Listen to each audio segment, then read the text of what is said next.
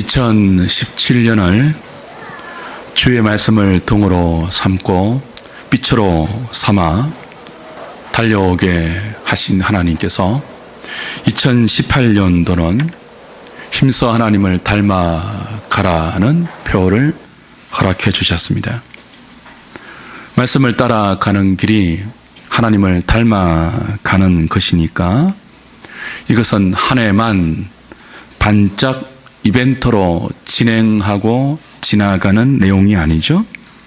주 앞에 가는 그날까지 저와 여러분들이 힘써서 말씀을 붙들고 목표로 삼아야 할 우리 교회가 늘 추구하고 있는 doing 이전에 being이라는 신앙의 가치와 일치하는 내용들입니다. 오전에도 말씀드린 것처럼 하나님은 그의 신기한 능력으로 생명과 경건에 속한 모든 것을 주셔서 주를 믿는 백성들이 주를 닮아갈 수 있도록 오늘도 교회를 통하여 은혜를 베풀고 계십니다. 이것을 위해서 보배로운 믿음을 주셨습니다. 주의 백성들은 하나님께서 교회를 통해서 베풀고 있는 모든 은혜를 받아 허락받은 이 보배로운 믿음에 우리가 힘써 덕을 더하고 지식과 절제와 인내와 경건과 형제의 우애와 사랑을 더해야 합니다. 언젠가는 다시 오실 주님이 새하늘과 새 땅을 가지고 오실 것입니다. 그런데 하나님께서 그리스도를 통해서 새하늘과 새 땅을 우리에게 주시기 전에 먼저 하시는 것이 있다고 했죠. 뭡니까? 교회를 통해서 새하늘과 새 땅에서 살아야 할 새로운 백성을 지어가는 것입니다. 새 창조이죠. 그게 다 되어야 주님이 다시 오십니다. 그래서 교회가 모여서 하나님을 힘껏 닮아가는 것은 가장 중요한 교회의 가치이고 그 구성원들의 삶의 목표가 분명합니다. 하나님을 닮아가는 것. 구호를 외치고 이마에 띠를 두르고 의지를 발동하고 결심하고 노력해서 도달하는 도덕 군자나 휴머니즘의 높은 경지가 하나님을 닮는 게 아니죠. 그건 하나님 없이 하는 인본적인 운동이고요. 저와 여러분들이 하나님을 닮기 위해서 애쓰고 힘쓰고 노력하는 것은 철저하게 하나님의 은혜에 근거하고 기반합니다. 성령의 도우심 위에서 주께서 우리에게 맡기신 우리의 생명을 하나님께 드리는 믿음의 행위가 바로 하나님을 닮아가는 것이죠. 이것은 하나님 말씀에 우리 자신을 순종시켜 하나님의 형상을 회복하는 것이며 은혜로 구원받은 자가 마땅히 자신의 남은 생을 살아내어야 하는 성화의 과제이기도 합니다. 그래서 우리는 믿음의 덕을 더해야 합니다. 덕의 지식을 힘껏 공급해야 합니다. 지식의 절제를 구해야 되고요. 절제의 인내를 더하셔야 됩니다. 하나님을 향하는 경건을 매 순간 여러분이 주목하셔야 됩니다. 그 경건이 수직적으로 끝나지 않도록 형제 우애로 이어지고 하나님이 요구하신 이 모든 덕목들이 우리의 힘과 능력으로 안 되기 때문에 아가페의 사랑을 끝없이 구해야 돼요. 이 모든 것들은 하나님의 사랑에서 가능하기 때문에 믿음에 힘써 더해야 할 마지막 덕목이 사랑이죠. 그렇게 사랑을 구하여 덕과 지식과 절제와 인내와 경건과 형제의 우애를 애쓰고 노력할 때 우리도 모르는 사이 우리는 우리의 인격과 성품에 하나님의 신성한 성품을 닮아가는 성화의 진전이 나타나고 우리의 존재 자체가 세상을 닮지 않는 하나님께 속한 하나님이 모든 능력으로 만들어 가시는 의와 거룩함으로 지음받은 새로운 백성에 걸맞게 빚어져 가는 것입니다. 이 하나님을 닮아가는 훈련들이 가장 먼저 펼쳐지고 연습되어야 하는 장소가 있습니다. 어디일까요? 어디죠? 가정입니다. 교회 이전에 어디라고요? 가정입니다. 가정에서 남편과 아내 사이, 부모와 자녀 사이의 기본적인 인간 관계 속에서 우리는 하나님을 닮아가는 존재와 인격과 성품의 훈련을 끝없이 해나가야 되죠. 우리가 믿는 하나님은 홀로 고독하게 계시면서 우리를 통해서 영광을 받기를 원하는 절대 군주, 폭군이 아닙니다. 성부와 성자와 성령 하나님은 영원 전부터 서로 사랑과 순종으로 교통하면서 기쁨으로 연합하고 상호 내주하고 계시는 삼위의 하나님이죠. 홀로 계신 분이 아니에요. 영원 전부터 우주와 지구를 창조하고 우리 인생을 창조하기 전부터 삼위 하나님은 서로 사랑하고 계셨어요. 서로 순종하며 교통하는 가운데 그 사랑이 주는 기쁨과 감사로 충만한 신적인 교통이 영원 전부터 하나님 사이에 있었다고요. 그 하나님의 사랑이 세상을 창조하는 동기입니다. 그 하나님의 사랑이 우리가 우리의 형상대로 우리의 모양을 따라 사람을 만들자라고 했다고요. 당신의 형상을 따라 지음받은 우리에게 하나님은 삼위 하나님 사이에 있는 신적인 사랑과 순종의 교통, 그 신적인 사랑에서 파생하는 충만한 기쁨과 감사를 우리가 함께 누리고 감히 거기에 동참되어 하나님의 나라를 만끽할 수 있도록 하나님의 형상대로 우리를 지으셨어요. 우리를 부리기 위해서가 아니고 홀로 고독하게 계시는 그분이 우리를 통해서 어떤 유익을 얻기 위해서가 아니고 하나님 사이에 있는 그 충만한 기쁨을 나누어 주고 싶어서 당신의 형상으로 우리를 만드셨죠. 그렇게 해서 남자와 여자가 하나님의 형상대로 지음 받았습니다. 그리고 이 남자와 여자 사이는 남편과 아내 사이죠. 이 부부 사이에는 삼위 하나님 사이에 있었던 그리고 있는 앞으로도 영원히 계시는 그 하나님의 사랑과 순종이라는 신적인 교통을 부부 사이에 담아 놓으셔서 가정을 허락해 주셨습니다. 창세기 1장 2장이 그거 아니에요. 그게 제네시스잖아요. 인류의 시작이잖아요.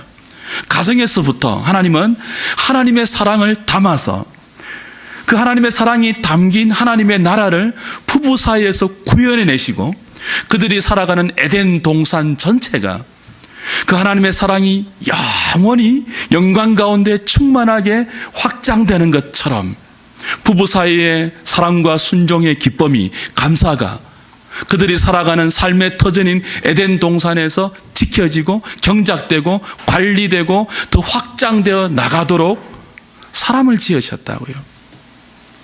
삼위 하나님 사이의 사랑과 교통과 순종의 그 기쁨이 당신이 만드신 모든 피조세계 인간을 통하여 확장되도록 그렇게 창조사역을 하신 것이죠.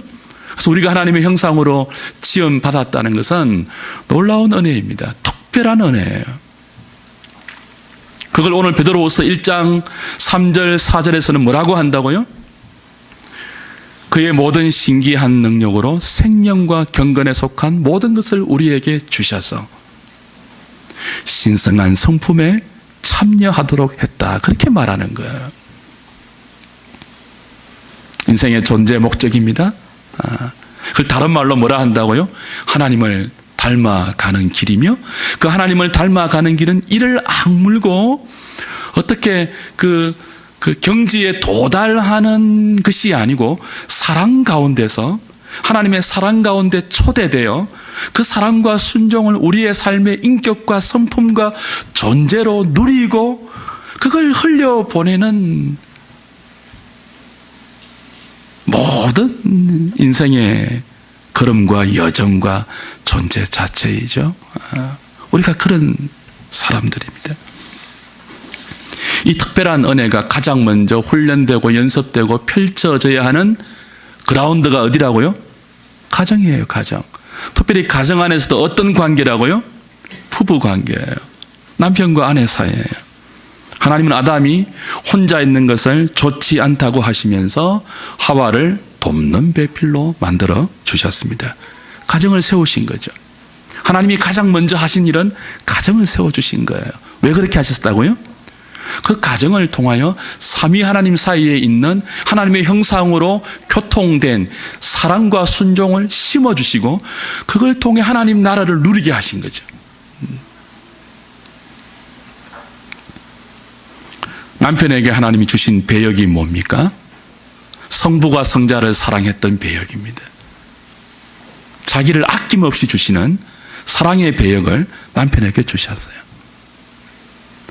아내에게 주신 역할이 뭐죠? 성자가 성부에게 했던 넘치는 순종의 기법입니다. 그대로 담아주셨습니다.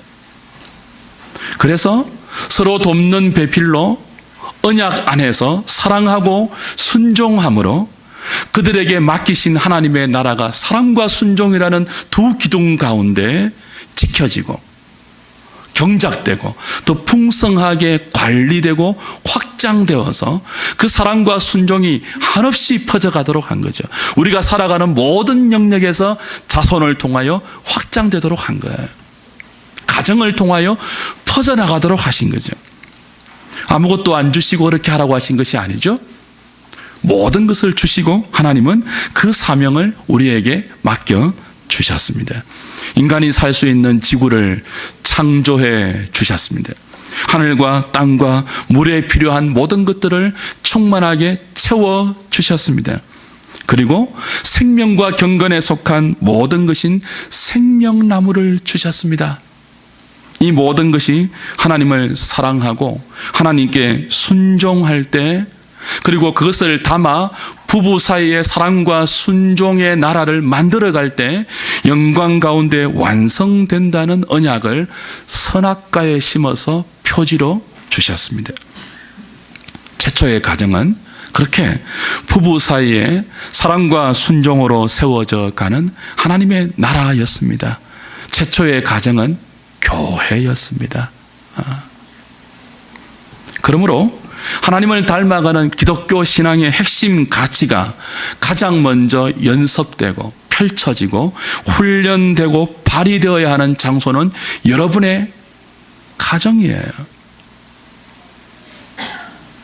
신앙생활을 핑계로 가정을 소홀히 하지 마십시오.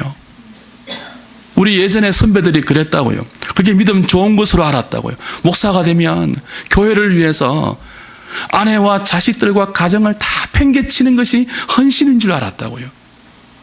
그렇지 않습니다. 우선순위가 그렇지 않아요. 교회 이전에 뭐라고요? 가정입니다. 남편과 아내 사이가 더 소중해요. 하나님을 닮아가는 일에 여러분이 가장 먼저 심혈을 기울여야 하는 남편과 아내의 사이를 2018년 한 해는 정말 집중적으로 은혜를 구하여 사랑과 순종으로 풍성히 키워 가시기 바랍니다. 그래야 하나님을 닮아갈 수 있습니다.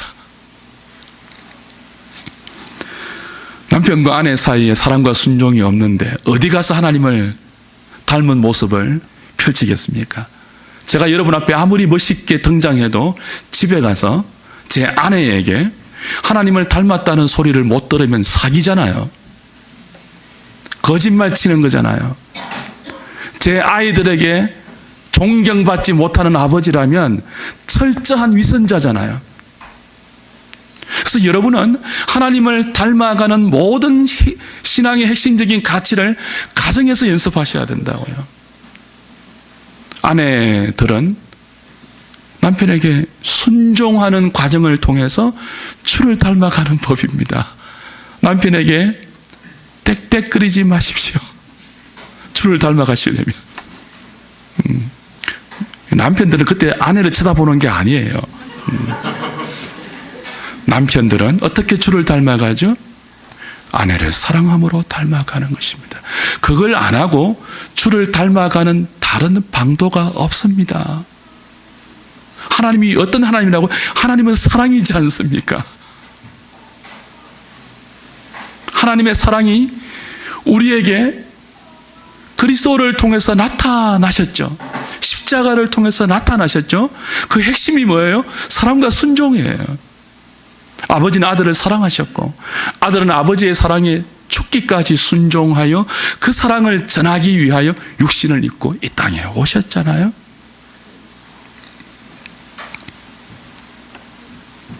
그리스도를 통해서 하나님께서 그의 백성들을 죄에서 건져 가장 먼저 회복해 가시는 영역도 가정입니다. 가정이에요. 아담과 하와가 사탄의 시험에 넘어가서 타락한 이후에 가정이 무너졌잖아요. 당신 때문에 그랬거든요. 부부가. 뼈 중에 뼈, 살 중에 살이라고 고백했던, 사랑과 순종으로 충만하게 한 몸으로 묶였던 아담과 하와가 죄를 짓고 나서 어떻게 했습니까? 저 여자 때문에 먹었어요. 당신 때문에 불행해. 비난하고 책임 전가하고 서로 다투고 미워하는 관계가 되었죠. 가정이 무너졌습니다. 죄는 가장 먼저 가정을 무너뜨렸다고요. 부부와 아내 사이에, 남편과 아내 사이에 사랑과 순종의 기둥을 허물어 버렸다고요. 그래서 우리가 구원으로 회복된다는 것은 가정이 회복되는 것이며 남편과 아내 사이가 사랑과 순종으로 회복되는 것을 의미해요. 그래서 에베소서 5장 18절 이후에서 성령 충만함을 말할 때 가장 먼저 아내와 남편의 사랑과 순종을 이야기하죠. 확인해 볼까요? 에베소서 5장 22절입니다. 넘어가 보십시오. 앞으로.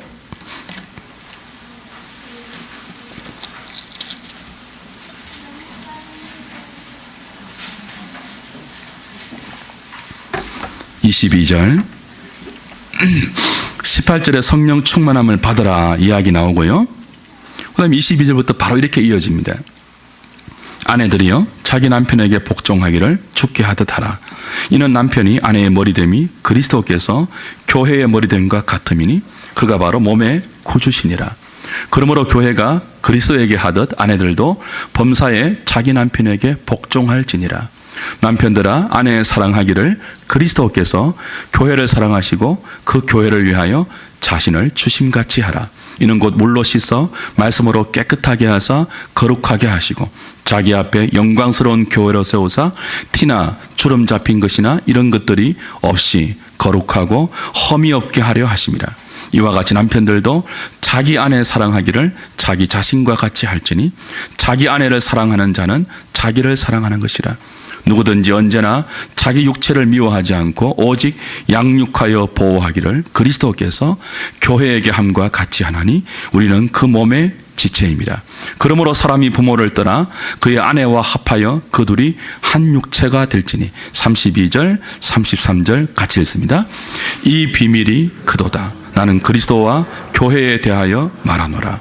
그러나 너희도 각각 자기의 아내 사랑하기를 자신같이 하고 아내도 자기 남편을 존경하라. 여러분, 가정의 부부, 남편과 아내 사이에 무엇이 담겨 있습니까? 큰 비밀이 담겨 있습니다. 어떤 비밀이죠? 그리스도와 교회의 비밀이에요. 그리스도와의 교회의 비밀이에요. 이 비밀은 사랑의 비밀입니다. 그렇죠?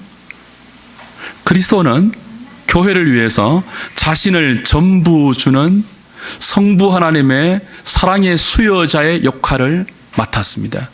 교회는 그 성부의 사랑을 순종으로 감당하면서 기뻐하는 그리스도의 역할을 감당하고 있죠. 이걸 고스란히 가정 안에 남편과 아내 사이에 그대로 반영해 주었습니다. 비밀입니다. 무스테리온, 신비입니다.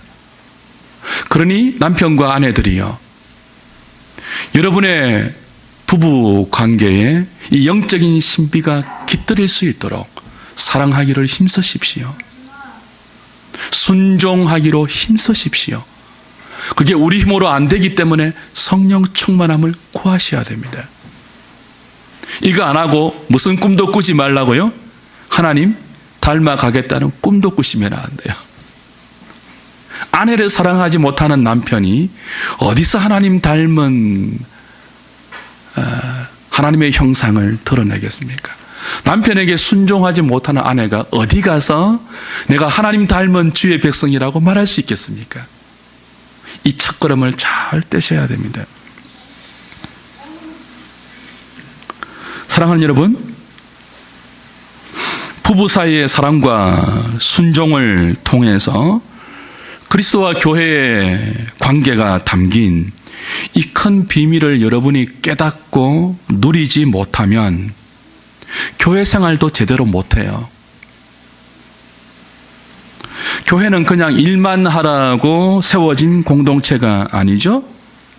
교회는 머리 대신 그리스도를 사랑하고 그분께 순종하는 백성들이 모여 사랑과 순종으로 이루어가는 하나님 나라를 구현하는 공동체입니다. 우리는 교회란 이름으로 모여서 삼위 하나님을 예배합니다.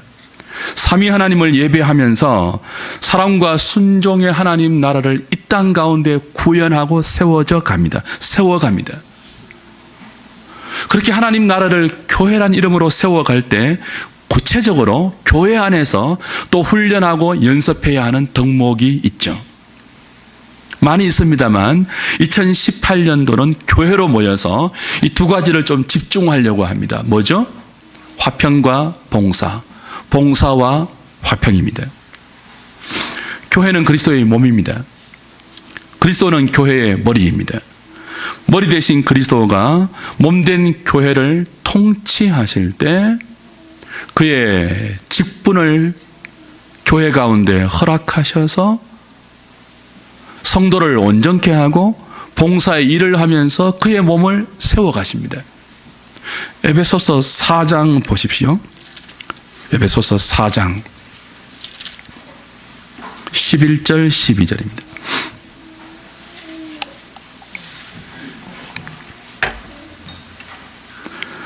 그가 어떤 사람은 사도로, 어떤 사람은 선지자로, 어떤 사람은 복음 전하는 자로, 어떤 사람은 목사와 교사로 삼으셨으니 이는 성도를 온전하게 하여 봉사의 일을 하게 하며 그리스도의 몸을 세우려 하심이라. 그 예수 그리스도는 11절에 나오는 여러 비상한 직분, 복음 전하는 자, 선지자, 사도, 다 비상한 직분이에요. 신약 교회를 창설하기 위해서 임시적으로 특별히 허락하신 비상한 직분이죠. 이 직분들을 통해서 성도를 온전하게 하셨습니다. 이 직분들을 통해서 봉사의 일을 하게 하셨습니다. 그리고 궁극적으로 그리스도의 몸을 세우게 하셨습니다. 교회를 세웠죠. 그렇게 해서 신약 교회의 초석이 세워졌습니다. 사도들을 통해서 신약 성경이 완성된 이후 하나님은 그리스도의 몸된 교회에 항존 직분을 허락해 주셨습니다. 목사와 장로와 집사라는 직분을 통해서 그리스도가 그의 몸을 세워 가십니다.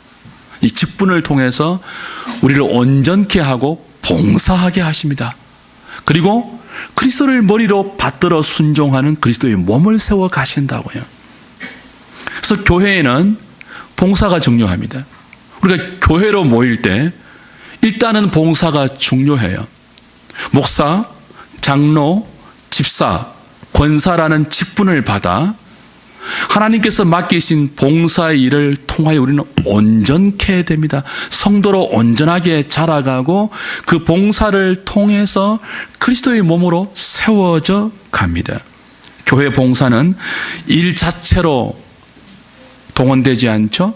교회의 모든 봉사는 언제나 성도를 온전케 하는 하나님의 수단입니다. 그래서 여러분이 교회 봉사에 빠지면 성도로 온전해질 수가 없어요. 가정에서 남편과 아내 사이에 사랑과 순종의 훈련을 안 하면 하나님을 닮아가며 성도로 온전케 되는 일에 첫걸음도 못 뗀다면 그 훈련과 더불어 교회로 모여 뭘 해야 되죠? 맡겨진 봉사를 하면서 성도로 온전하게 자라가는 것이 있어야 됩니다.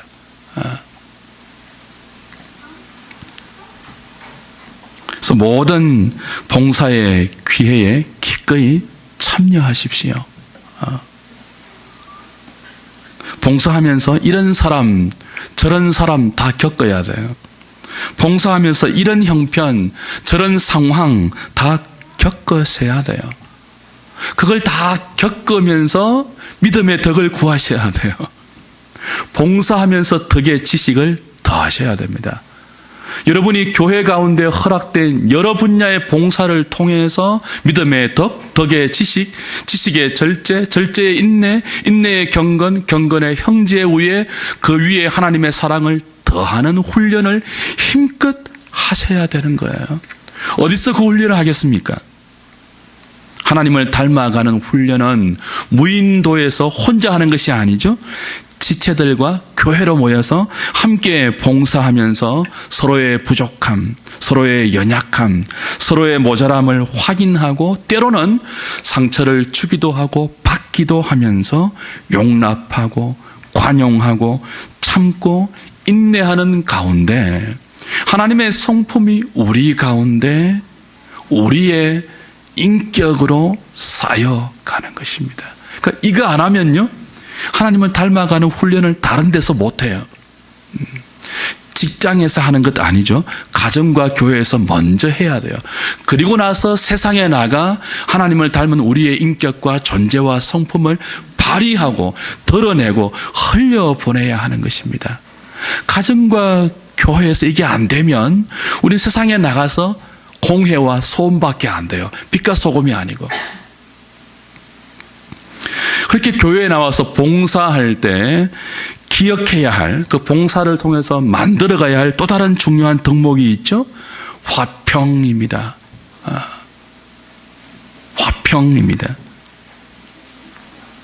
우리는 교회로 모여 주님의 이름으로 봉사하면서 모든 사람으로 더불어 화평케 되는 훈련을 받습니다. 그 화평과 거룩함을 이루는 훈련을 교회 봉사를 통해서 성도로 온전하게 받아갑니다. 그리고 우리 자신이 그리스도의 몸으로 세워져 갑니다. 봉사하셔야 돼요. 봉사하면서 무엇을 추구하라고요? 화평함을 추구하셔야 됩니다. 히브리서 12장 가보십시오. 히브리서 12장입니다.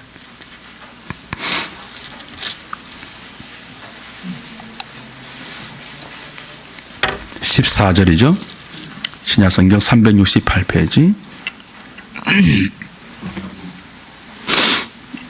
같이 읽어보겠습니다. 시작. 모든 사람과 더불어 화평함과 거룩함을 따르라. 이것이 없이는 아무도 주를 보지 못하리라. 그렇죠?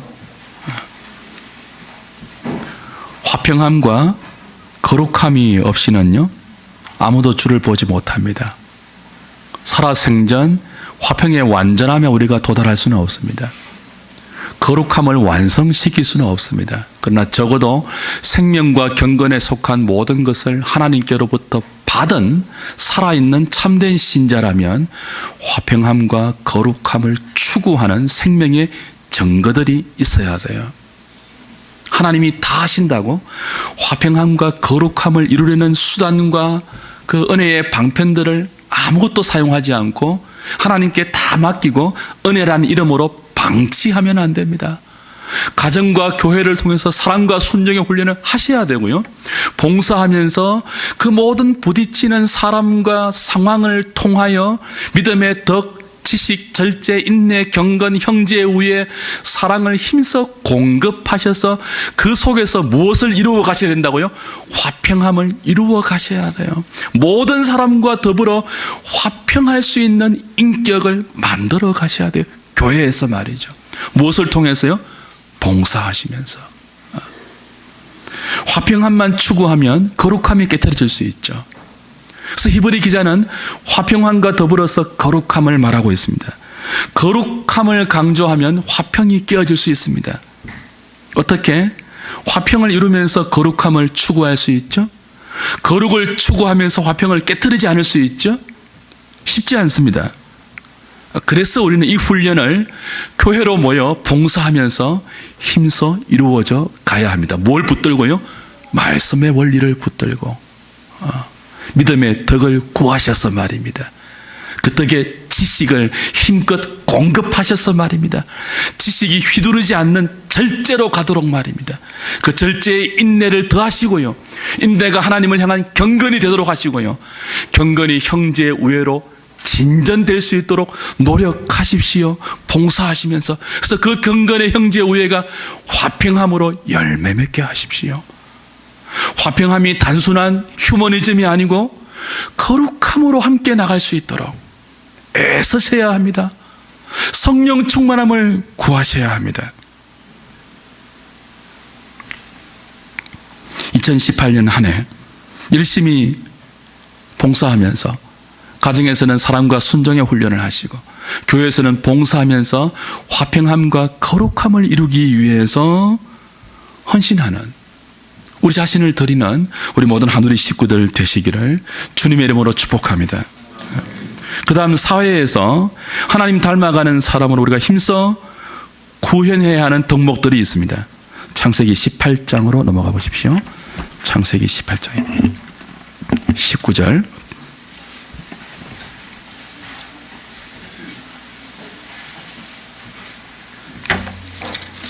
창세기 18장 19절. 내가 그로 그 자식과 권속에게 명하여 여호와의 도를 지켜 무엇을 행하게 하려고요? 의와 공도를 행하게 하려고 그를 택하였나니 이는 다 나 여호와가 아브라함에게 대하여 말한 일을 이루려 함이니라. 자, 이 문맥이 하나님께서 아브라함과 사라에게 아들을 주겠다고 약속하신 18장의 문맥이에요. 그러니까 사라가 믿지 못하고 비웃죠. 그러니까 하나님께서 네가 왜 내 약속을 믿지 못하고 비웃느냐 하시면서 이제 아들을 약속하시고 19장 가면은 소돔 고모라 성으로 하나님의 새 천사가 떠나요. 소돔 고모라 성을 심판하기 위해서 가죠.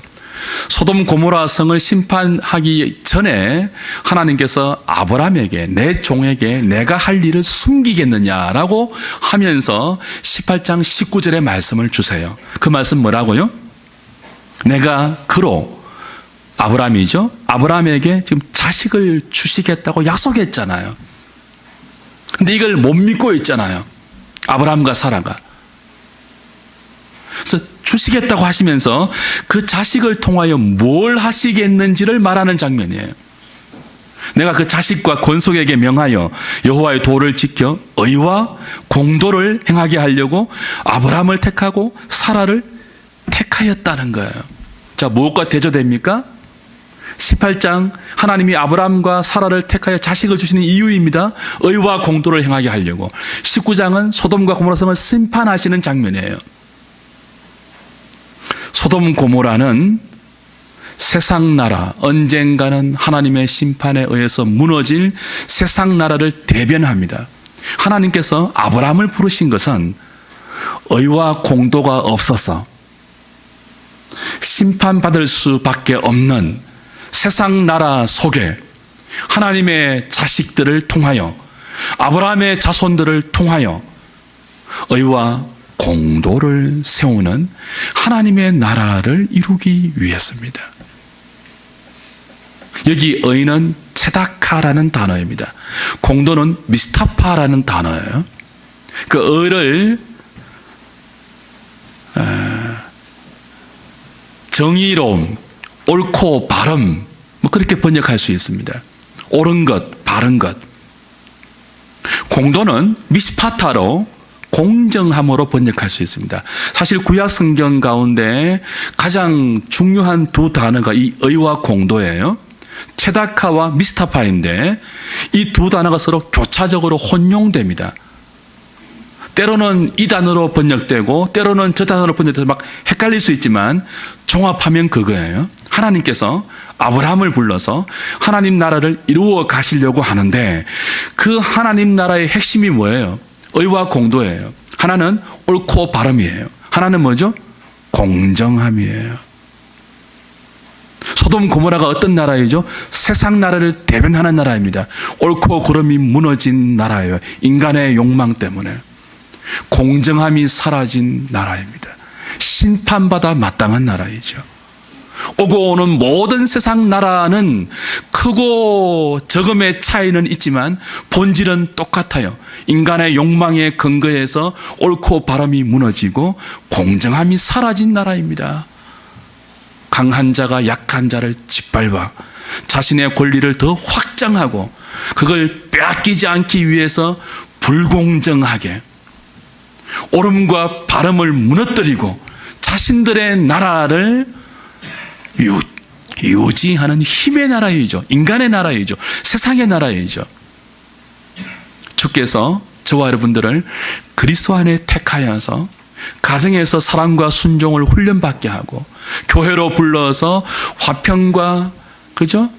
봉사를 통하여 거룩함과 화평함을 이루는 사람 만드신 이유가 뭡니까? 이 세상 나라 속에 들어가셔서 직장과 여러분의 삶의 현장을 통해서 사회로 들어가셔서 거기서 뭘 이루기 위해습니까? 의와 공도를 이루기 위해서입니다. 옳고 바른 정의와 공정함을 이루기 위해서예요. 그것이 하나님을 닮아가야 하는 저와 여러분들이 마지막 사회에서 꽃피워야 하는 열매들입니다.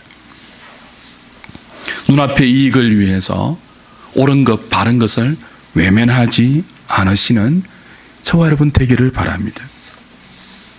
세상은 강한 자가 약한 자를 짓밟습니다. 누릅니다. 자신의 지위와 권력을 강함으로 계속 유지하려고 합니다. 제로섬 게임을 끊임없이 벌입니다. 그러나 그 가운데 의와 공도를 이루는 백성으로 파송받은 저와 여러분은 가난하고 약하고 소외된 자들을 배려하는 긍휼의 마음을 가지고 옳음을 바름을 구현해 내어야 합니다. 공정함은 무조건 가난하고 약하다고 편들어주는 게 아니에요. 세상 나라 자체가 늘 힘없고 약하면 불공정한 대접을 받잖아요. 구조적으로. 그렇잖아요. 그래서 하나님은 그 구조적으로 악하여 약한 자가 불공평한 대접을 받는 세상 나라 속에 우리를 파송하신다고요. 의와 공도를 지닌 하나님을 닮은 백성으로 파송하셔서 공정한 세상을 우리를 통해서 만들어 가기를 원합니다. 완전하게 다 만들지는 않죠. 적어도 교회가 그 일을 하고 그리스도인이 그런 백성으로 존재해야 합니다. 정의로우십시오. 옳은 일에 도망치지 마십시오. 바른 길을 가십시오. 예수 믿는데 불의한 길을 가서 되겠습니까? 목사와 장로와 집사와 권사가 옳은 것을 외면하고 작은 이익에 양심을 팔아서 되겠습니까? 불공정한 세상을 그러려니 하면서 눈앞에 펼쳐지는 약한 자들의 신음을 외면하시겠습니까? 여러분이 정치 이데올로기에 함몰되어서 야당 여당 따지겠습니까? 보수 진보 따지겠습니까? 교회는 그런 것이 아니죠. 그리스도인은 그런 존재가 아니죠. 무엇이 옳은가, 무엇이 바른가를 따라서 우리는 정치도 하고 어떤 정당이 약한 자를 배려하는가, 공정한 세상을 추구하는가, 그것을 판단하는 사람들이죠.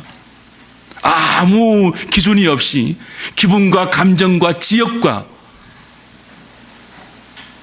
형성된 집단 이기심에 따라서 야당이 되고 여당이 되는 존재가 아닙니다. 정의로우십시오.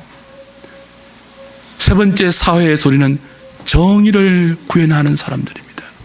2018년도 한 해 하늘의 모든 권속들은 정의를 향하여서 믿음으로 우리의 삶을 진전시킬 수 있기를 바랍니다. 이 정의가 폭력적으로, 이데올로기적으로, 구호로 거쳐서는 안 되죠. 그 정의가 모든 사람을 배려하는 공정함에 이 배려감이 배어있는 정의여야 합니다. 머리에 띠두르지 마십시오. 어떤 일에 데모하지 마십시오. 우리가 추구하는 정의는 여러분의 존재 자체예요. 여러분의 인격 자체예요. 여러분의 성품 자체가 옳고 바름을 향하여 반응하는 사람으로 존재해 주시라고요. 직장에서, 사회에서 말입니다. 손해 보더라도, 늦게 가더라도, 조금 억울하더라도 그걸 감당하는 것이 믿음 아니던가요? 그 정의를 펴질 때 주변의 사람들을 배려하면서 하나님께서 2018년도 한 해 우리에게 하나님을 닮아가라, 힘껏 닮아가라는 목표를 주셨습니다.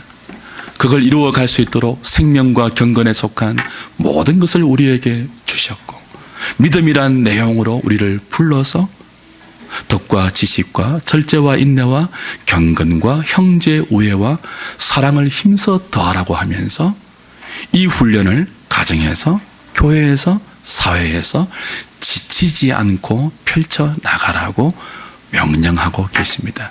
사랑과 순종을 가정에서 훈련하시고, 화평과 봉사를 교회에서 훈련하시고, 훈련되어진 모든 우리의 덕목과 성품과 인격들을 사회 속에서 정의와 배려라는 덕목으로 막힘없이 흘려보낼 수 있는 주를 닮아가는 주의 백성들 다 되시기를 우리 주님의 이름으로 축복합니다. 우리 성찬 예식 행하겠습니다. 300